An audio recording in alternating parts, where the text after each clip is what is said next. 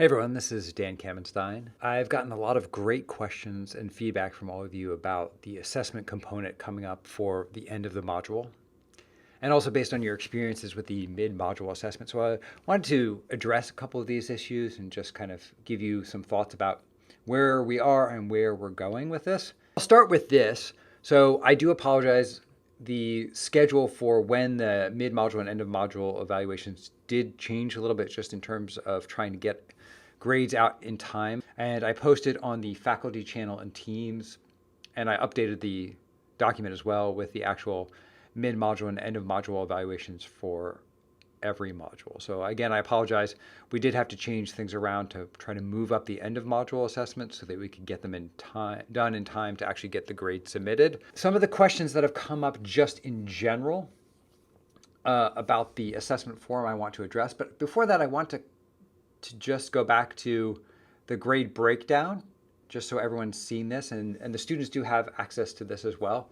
One of the big concerns as we combined the CBL format into the modules and assigned one single grade for the module rather than breaking it up into the traditional lecture-based material, the physical diagnosis PCL material, and the PBL, what was PBL or what's now CBL material, and having 3 grades. One of the concerns a lot of people raised going into this was that they didn't feel that CBL instructors could be trusted to really evaluate fairly. And so there was a lot of concern that we would, in CBL, us as facilitators, because we like the students and we want them to do well, we would give them pretty high marks.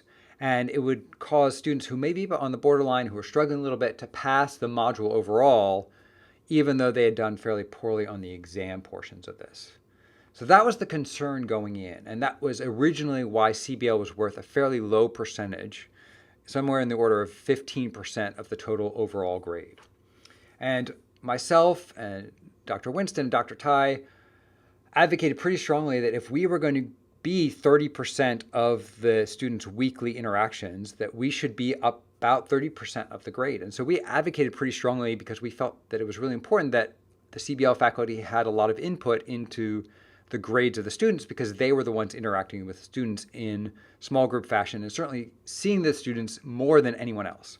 So I would just kind of advocate for us that we are really a keystone to helping the students succeed, helping them to honestly assess where they are and the progress they need to be made. And there was a big concern that they're going to spend 6 hours and they're really not going to invest the time, and the faculty are going to invest a lot of time, and they aren't going to see a lot for it because the students aren't going to value it because it's not valued in the grades. So that's why CBL is worth so much. So several of you raised concerns about 15% of the students' end of module grade being based on your assessment. The reason it is because you are in the best position to evaluate how well the students are doing. So that brings me to the second component of this.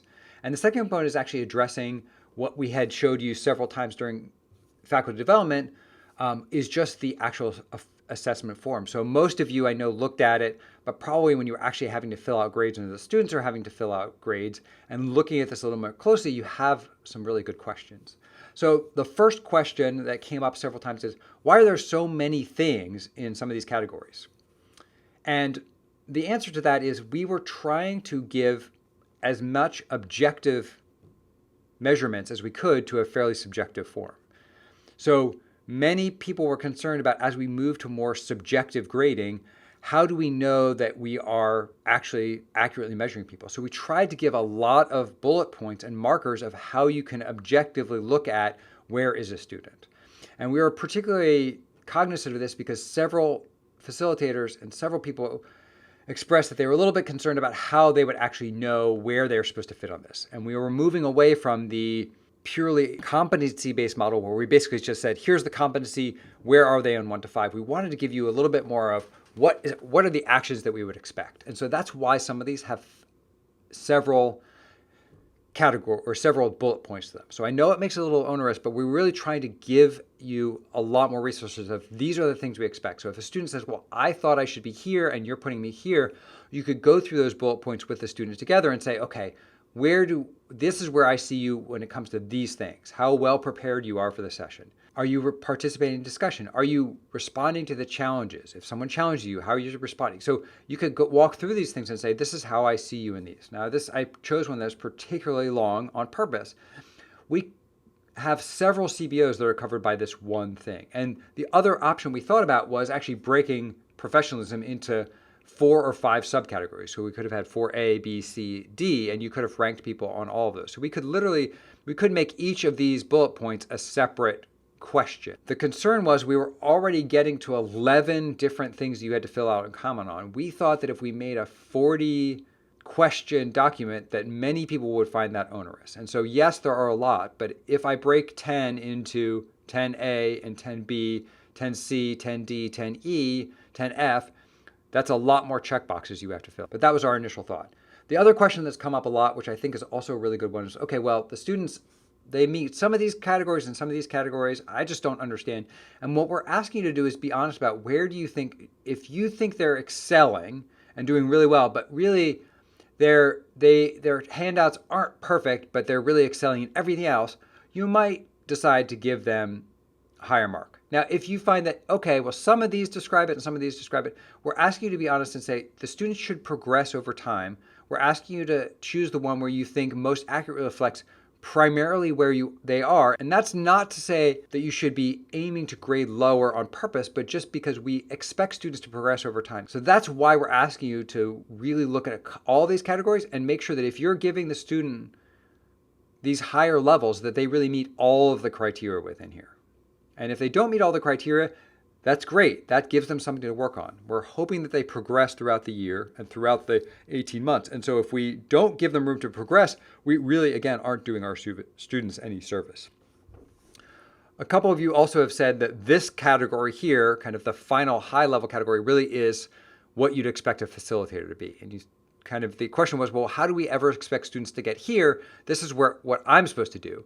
And my answer to that is yes, that actually that's where we want. In 18 months, we are hoping that these students have mastered this material, or at least enough of them have mastered this, that they don't need us, that they don't need a facilitator. They can do all of the stuff that we're able to do on their own. Now, none of them should make it here ahead of time, unless they've already completed a PhD in education and they've already gone through a health professions education in some respect. So there might be one student out of the entire class who kind of meets one of these categories. But again, in 18 months, this is where we're going. The hope is that students can independently lead without really our input at all. And that's where we're trying to progress them to. So on purpose, this is kind of unattainable at this point in their careers. And that's, again, by design. So that's a little about this assessment form, why it's a little bit more cumbersome. I think that we still have some work to do to kind of narrow down some of these categories, make them a little bit more specific, and definitely make them a little bit more user-friendly. Any thoughts or input you have about what specific changes you think should make, please put that in the feedback form on CBL. Again, we just can't answer all of these emails. We're getting tons of emails. But if you put that in the feedback form, we can actually look at it and then respond as we go through and make modifications. The final thing I'll address is just kind of this overall question about, well, I'm nervous because students look at 15% of their grade and they are expecting a high grade from CBL. And certainly, I think a lot of our students are used to getting high marks from participation.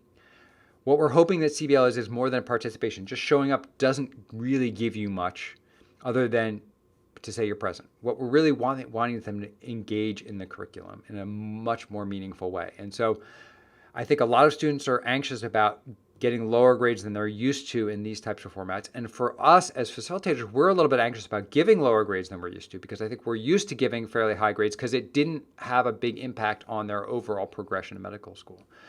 So I want to reassure you that looking at the distribution, all the facilitators are doing an amazing job. And I'm going to pull up the distribution of grades here. So this is from the mid-module evaluation.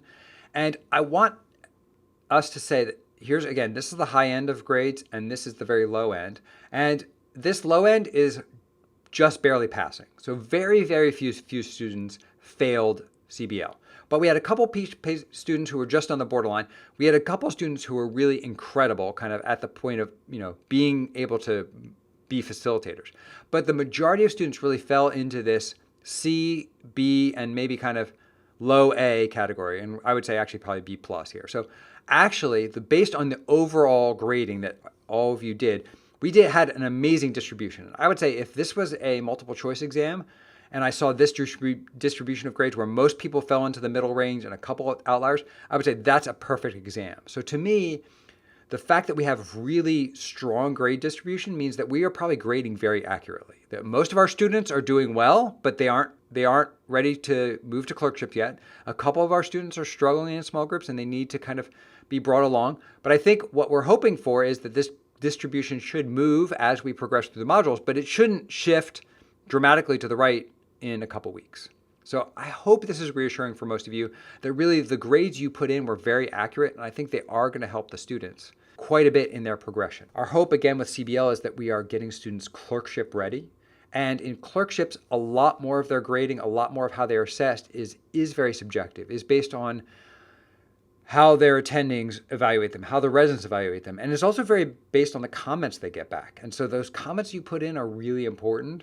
But also, we want students to kind of move away from this objective, I take a test, if I do well, that means I succeed. Because that's just not how they're going to be.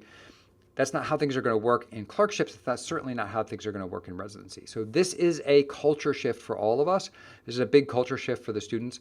I would anticipate that you are going to get some students who are anxious about that.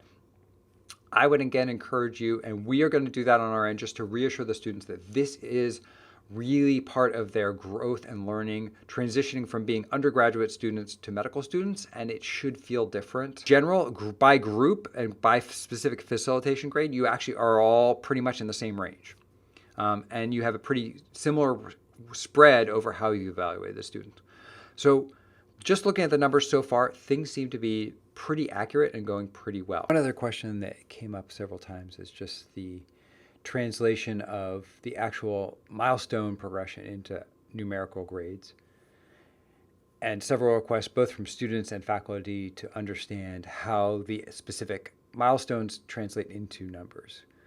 Again, we really are trying to keep this on the back end because we want students to focus on how they're doing in the milestones. We do want to move the focus away from the specific grades to the milestone. It matters to you as a facilitator, and that's what really matters in their progression of CBL. The number is a necessary evil at this point, but really it is not the focus or the purpose of CBL.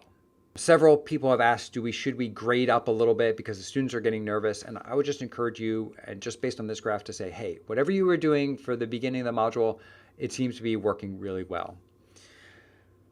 You aren't on your own either. We're asking you to make sure that before you finalize grades, that you talk to your co-facilitators. Having two of you there to kind of discuss each student really should hopefully balance any tendency for someone to go really high or really low on the grades. And we're really hoping that you continue to do that, continue to talk between facilitators, so that when you're giving students feedback, they're really getting feedback from two different people. And again, I think that helps to balance out any kind of wild swings or kind of tendencies to really grade too far on one side or the other. I hope that is helpful. Again, I'm sorry that was probably longer than I was planning, but I do want to just reassure you that you guys are doing an amazing job with CBL. I think even in the evaluations, you are far exceeding my hopes and our hopes when we designed CBL in terms of being really honest and helping the students truly critically assess where they are. It will really benefit them in the long run and make them better physicians. I am very confident of that. But it will be a little bit of a difficult transition. So I ask that you just bear with us, help us through this, because already I think our students have gained so much from all the work that you've put into CBL. So thank you again, and have a great week.